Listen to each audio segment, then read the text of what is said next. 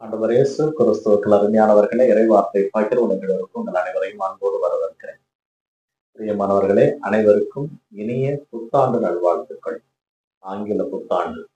இன்றைய நாளிலே திருச்சபை மரியாள் இறைவனின் தாய், அன்னை மரியாள் இயேசுவின் தாய் என்ற விழாவை கொண்டாடும் வகையில் திருச்சபை நமக்கு அழைப்பு விடுகிறது. கிறிஸ்து பிறந்து 8ஆம் நாள் விருத்தசனம் செய்கின்ற நாள், அதாவது இயேசுவுக்கு இயேசு என்று பெயர் வைக்கின்ற நாள்.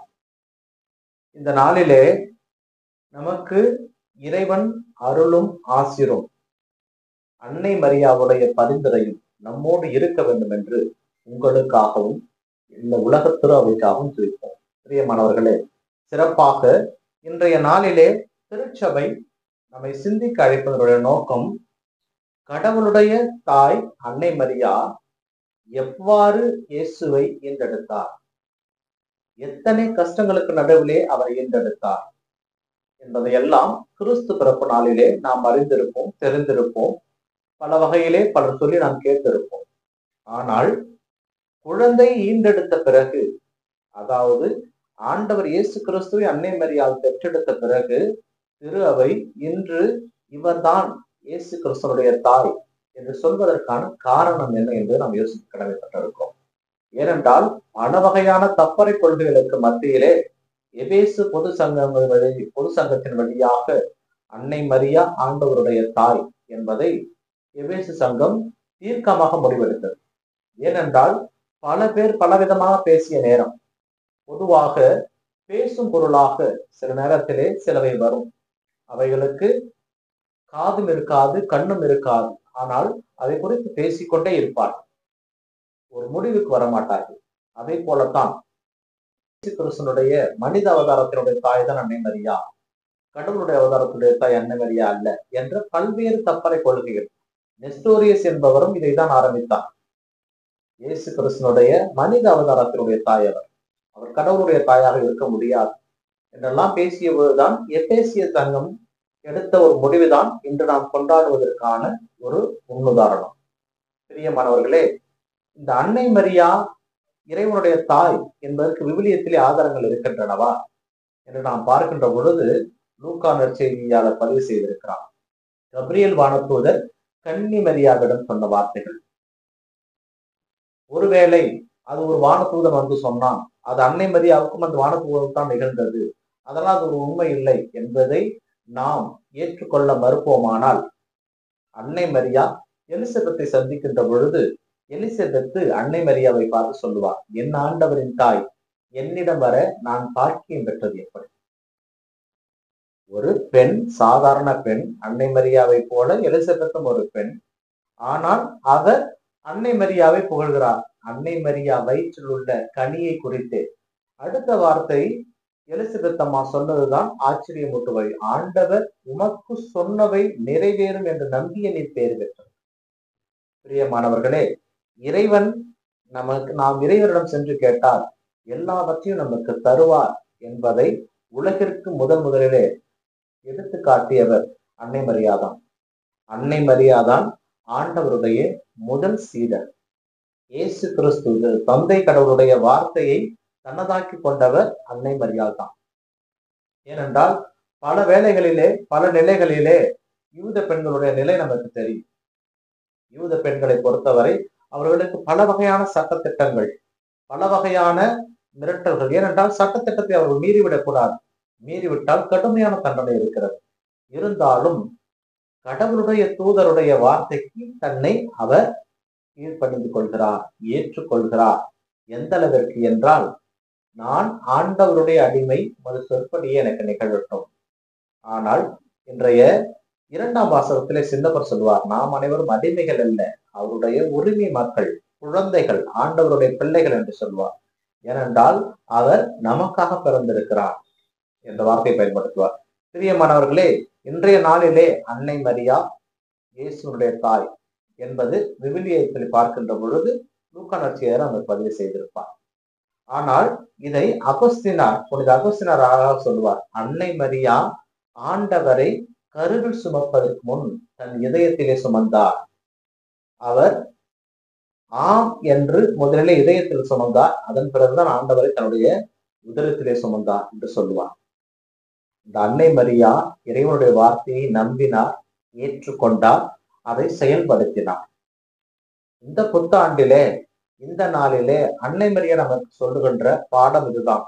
இறைவனுடைய வார்த்தைக்கு நாம் கீழ்ப்படிவோமானால் இறைவன் எத்துன்பமின்றி நம்மை காப்பார். நம்மை எந்தவித பொல்லாப்பிற்கும் அவர் விடமாட்டார். வாதை இந்த கூடாரத்தை அணுகாது என்று திருப்பறையிலே வாசிப்போம் அல்லவா? அதுபோல அன்னை மரியாவை எந்த விதமான பாவமும் அண்டாமல் கடவுள் பாதுகாத்தார், தனது மகன் அவரிலே உருவாக வேண்டும் என்பதற்காக. அப்படித்தான் அன்னை மரியாவும் ஆண்டவர் பேணி பாதுகாத்தார். பாவம் இல்லாமல் தான் ஆண்டவர் பாதுகாத்தார். துன்பங்களும் துயரங்களும் இல்லாமல் இல்லை.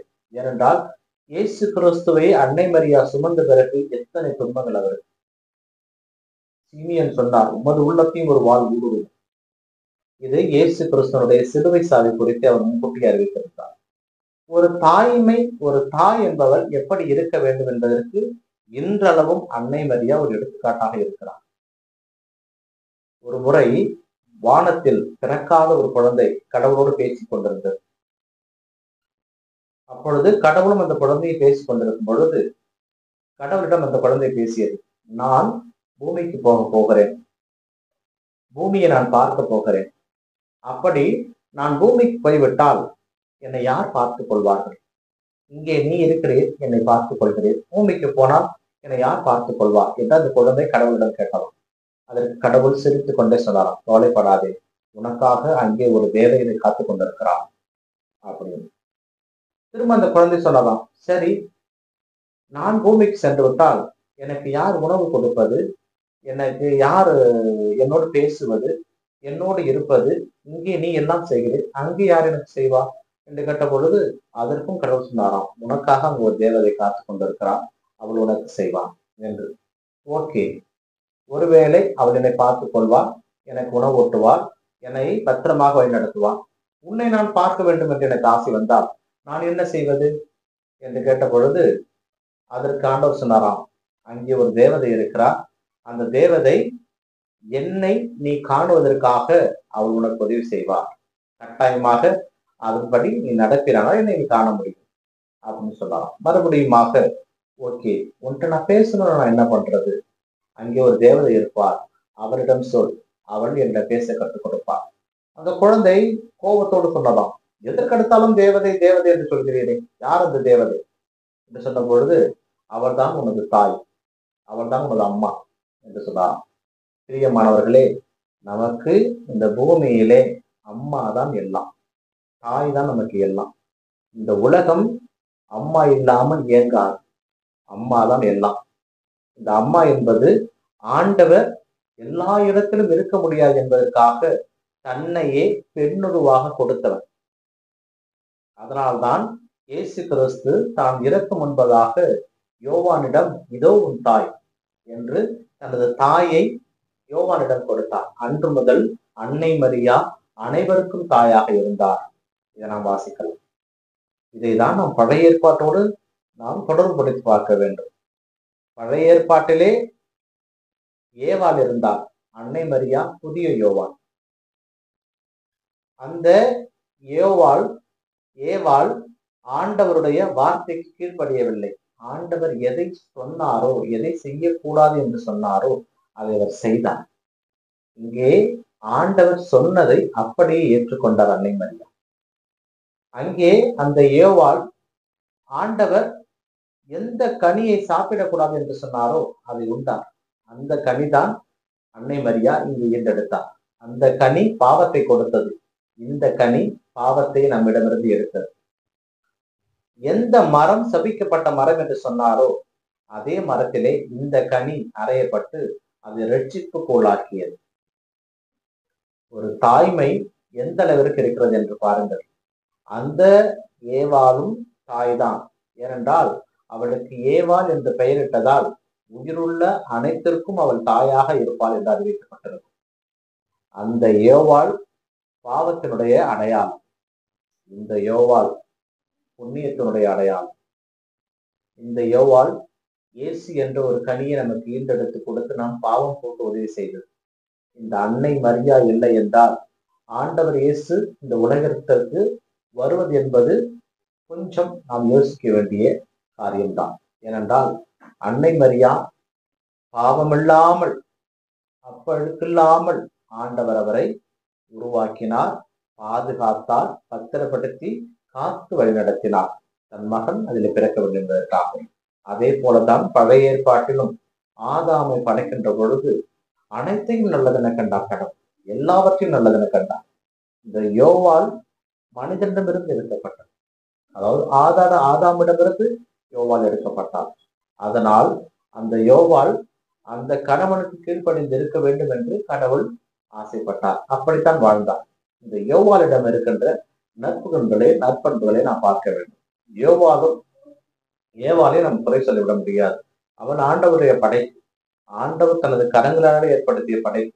அதனால் அதிலே தவறு இருக்க செய்யும். அதனால் முழுவதுமாக தவறாகிட முடியாது. அந்த யோவாலிடம் இருக்கிற நற்பண்புகள் என்னவென்றால், அவள் பாம்பை நேருக்கு நேர் பார்க்கின்ற தைரியம் அவருக்கு இருந்தது. இரண்டாவது, தான் மட்டும் உண்ணாமல் அந்த கனியை தனது கணவனுக்கும் கொடுக்க வேண்டும் என்ற அந்த பகிர்ந்து கொடுக்க வேண்டும் என்ற எண்ணம் இருந்தது. மூன்றாவது, ஏற்றுக்கொள்கின்ற மனப்பக்குவம் இருந்தது. ஆண்டவர் கேட்ட பொழுது தனது தவறை ஏற்றுக்கொள்கின்ற மனப்பக்குவம் இருந்தது. ஆனால் இந்த புதிய யோவாலிடமும் அதே மனப்பக்குவம் இருந்தது. வானதூதரை பார்த்த பொழுது அன்னை மரியா எதிர்கொண்டார். கபிரியேல் வானதூதரை எதிர்கொண்டார். நாம் விவிலியத்தை வாசிக்கலாம். செக்கரியா வானதூதரை பார்க்கின்ற பொழுது கலங்கியவராய் நின்றார். அன்னை மரியாவும் கலங்கியவராக நின்றார். ஆனால் எதிர்கொண்டு நின்றார், ஓடிவிடவில்லை. அந்த அன்னை எதிர்கொண்டு நிற்கின்ற தைரியம் அவருக்கு இருந்தது. இரண்டாவது, தான் பெற்றுக்கொண்டதை எல்லாருக்கும் பகிர்ந்தளித்தார். இயேசு கிறிஸ்து என்கின்ற தனது மகனை உலகத்தில் இருக்கின்ற அனைத்து பாவங்களுக்காகவும் பகிர்ந்தளித்தார் அன்னை மரியா. இது ஆண்டவருடைய திருவுளம் என்றாலும் அது அன்னை மரியா வழியாக நடந்தது. அதை அன்னை மரியா ஏற்றுக்கொண்டார். மூன்றாவது, தனது பாவத்தை அங்கே ஏற்றுக்கொண்டார் பழைய ஏவாள். இங்கே அன்னை மரியா தன்னுடைய துன்பங்கள் அனைத்தையும், இயேசு கிறிஸ்துக்காக வந்த துன்பங்கள் அனைத்தையும் ஏற்றுக்கொண்டார். இயேசு கிறிஸ்துக்காக அவர் வந்த துன்பங்கள் என்ன? அவருடைய இதயத்தை ஒரு ஊடுருவியது. இயேசு கிறிஸ்து பைத்தியமாகிவிட்டார், பெயர் சபையில் அவரை பிடித்து விட்டது, அவரை கொண்டு போய் வீட்டிலே கட்டி வைங்கள் என்று சொன்ன பொழுது அந்த அவமானங்களை எல்லாம் ஏற்றுக்கொண்டார். யார் என் தாய், யார் என் சகோதரர் என்று சொன்ன பொழுது அன்னை மரியா தன் மகன் எந்த நிலையில் வைத்திருக்கிறார் என்பதை யோசித்திருப்பார். ஆனால் அன்னை மரியாவை ஆண்டவர் புகழ்ந்திருப்பார். ஆனால் அந்த நேரத்திலே ஊர் மக்கள் எல்லாம் புரிந்து கொள்ளாமல் என்ன இப்படி பேசுகிறார் உன் மகன் என்று இழிவுபடுத்தியிருப்பார்கள். எல்லாவற்றையும் ஏற்றுக்கொண்டார். இயேசு காணாமல் போன போது 12 வயதிலே, அப்பா நானும் உன் தந்தையும் உன்னை எவ்வளவு காலம் தேடிக்கொண்டிருக்கிறோம் என்ற பொழுது இயேசு கிறிஸ்து வேகமாக சொல்வார், நான் என் தந்தையின் அலுவலர்கள் ஈடுபட்டிருக்க வேண்டும் என்று உனக்கு தெரியாதா? நீ அனைத்தையும் அன்னை மரியா தன் உள்ளத்திற்குள் வைத்து சிந்தித்துக் கொண்டே இருந்தார். அவர் ஏற்றுக்கொண்டார், எல்லாவற்றையும் ஏற்றுக்கொண்டார். இது இறை திருவுளம் என்று எல்லாவற்றையும் ஏற்றுக்கொண்டார். இப்பொழுது இந்த பழைய ஏவாளும் புதிய ஏவாளையும் நாம் தொடர்பு படுத்தி பார்த்தோம் என்றால் தாய்மனுடைய அடையாளம் நமக்கு தெரியும்.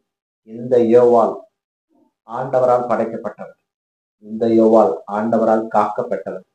இந்த யோவாள் மூலமாகத்தான் ஆண்டவர் இந்த உலகத்தை பழுக பெருக செய்தார். இந்த யோவாள் மூலமாகத்தான் பழுக பெருகிய மக்களுடைய பாவங்களை கழுவினார். ஆக இந்த யோவாளோடு கணக்கிடுகின்ற பொழுது இருவரும் பெண் என்ற முறையிலே கடவுளால் ஆசீர்வதிக்கப்பட்டவர்கள். இருந்தாலும் பாவத்தினால் இவர் கடவுளை விட்டு உலகில் இருந்தார், இவர் இறைவனுடைய அருகிலே இருந்தார். இவர் உலகில் இருக்கின்ற எல்லா மக்களினங்களுக்கும் தாயாக விளங்கியவர். இவர் விண்ணக மன்னக அரசியாக ஆண்டவரால் அணி செய்யப்பட்டவர். எல்லாமே கடவுளுடைய படைப்பு தான். இருந்தாலும் தாய் என்கின்ற ஒரு நிலையிலே இருவருமே போற்றப்பட வேண்டியவர்கள். ஏனென்றால் இந்த ஏவாள் தான் ஆபேல் என்கின்ற ஒரு அற்புதமான மகனை ஈண்டெடுத்தார். பிரியமானவர்களே, தாய்மை என்பது இந்த உலகத்திலே விலை மதிக்க முடியாத ஒரு ஒன்று. அந்த தாய்மை தன் பிள்ளைக்காக எல்லாவற்றையும் செய்யும். தாய் என்பவர் தன் பிள்ளை உறங்குவதற்காக தனது உறக்கத்தை விட்டுக் கொடுப்பார். தான் பிள்ளை உணவு உண்ட வேண்டும் என்பதற்காக தன் பசியை மறந்து விடுவார். தன் பிள்ளையினுடைய நல்வாழ்விற்காக தனது நல்வாழ்வை இழந்து விடுவார். தனது பிள்ளைகளுடைய எதிர்காலத்திற்காக தனது எதிர்காலத்தையே விட்டு விடுவார். இந்த தாய் என்பவர் கடவுளுடைய மறு உருவம். அதனால்தான் அன்னை மரியா கடவுளுடைய தாயாகவே இருக்கிறார். ஏனென்றால் அந்த கடவுளை ஈண்டெடுத்ததால் கடவுளுடைய பண்பு நலன்கள் அவர் அப்படியே இருந்துவிட்டது. அதனால்தான் தமிழிலே ஒரு பழமொழி சொல்லுவார்கள், நூலை போல சேலை, தாயை போல பிள்ளை என்று.